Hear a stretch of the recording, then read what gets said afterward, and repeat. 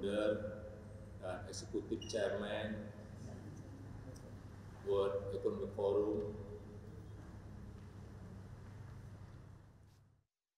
Bapak Bode Branch, Presiden World Economic Forum, para pemimpin ekonomi dunia yang saya hormati, masyarakat dunia sedang cemas dan khawatir.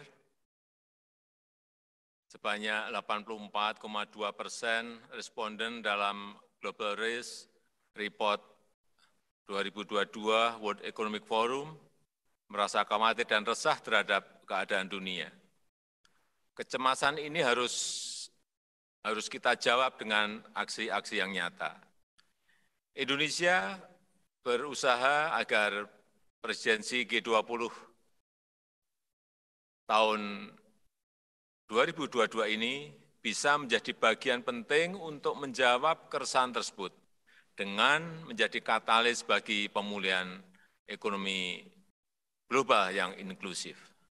Tema presidensi G20 Indonesia tahun ini adalah Recover Together, Recover Stronger. Kami akan mengedepankan partnership dan inklusivitas serta menyediakan platform terobosan dalam upaya transformasi di berbagai bidang.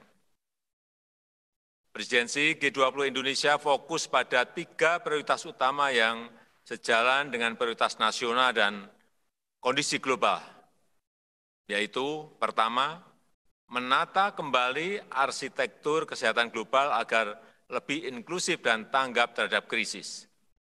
Produksi vaksin ditingkatkan dengan distribusi yang merata, investasi dan pendanaan yang dibutuhkan harus dapat dimobilisasi secara cepat.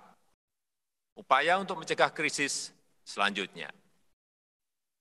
Yang kedua, optimalisasi teknologi digital untuk transformasi ekonomi. Dampaknya harus dirasakan oleh masyarakat, terutama oleh UMKM.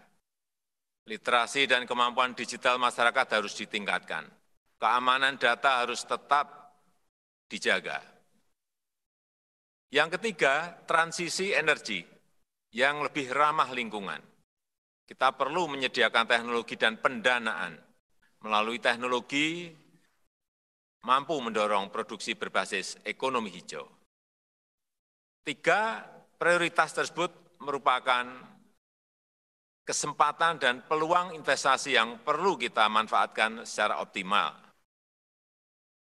Presidensi G20 Indonesia harus memberikan dampak konkret bagi pemulihan dan pertumbuhan ekonomi nasional. Manfaatnya juga harus dirasakan bagi masyarakat luas. Kita ingin manfaatkan kerjasama G20 untuk meningkatkan perdagangan, meningkatkan industrialisasi, meningkatkan penguasaan teknologi di Indonesia dan dunia. Para pemimpin ekonomi dunia yang saya hormati, saya mengundang seluruh pemimpin ekonomi dunia untuk berkontribusi pada presidensi G20 untuk memastikan pemulihan global yang lebih kuat, yang lebih inklusif, dan kerjasama tidak hanya antara pemerintah, not only G2G, but also G2B or even B2B. Presidensi Indonesia ingin memperkuat kerjasama dengan pelaku ekonomi dunia. Interaksi dengan pelaku ekonomi akan saya intensifkan selama presidensi Indonesia.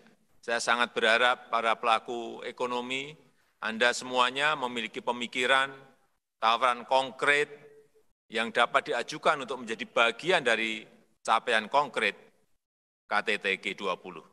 Dalam kaitan inilah, secara back-to-back dengan KTT G20, Indonesia akan menyelenggarakan Web Roundtable on Downstream Industries, Bloomberg CEO Forum, dan Digital Transformation Expo.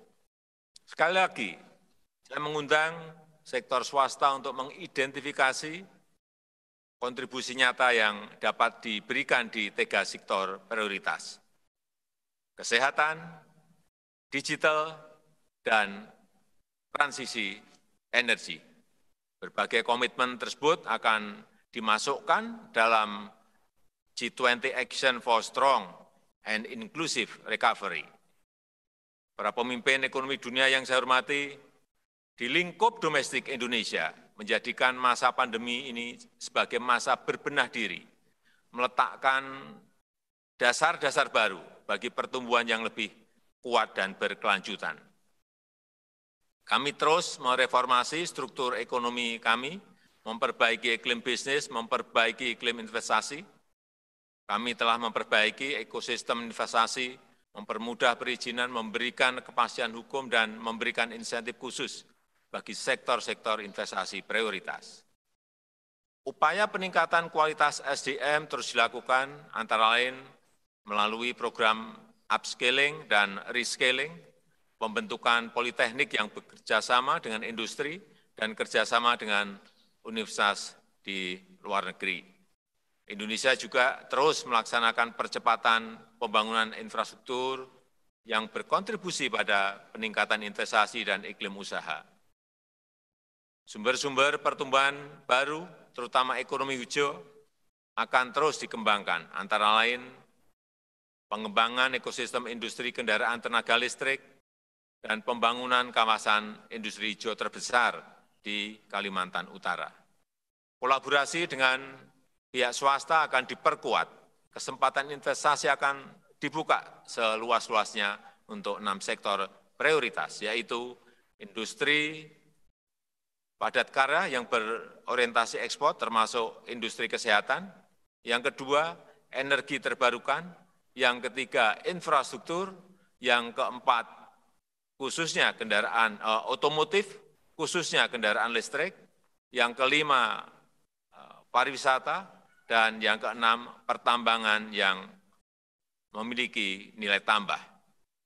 Sejumlah prioritas pembangunan juga telah ditetapkan, di antaranya peningkatan produksi pangan melalui pengembangan food estate, penerapan konsep pembangunan rendah karbon, transformasi menuju ekonomi digital melalui perluasan pemerataan serta peningkatan kualitas infrastruktur dan layanan digital.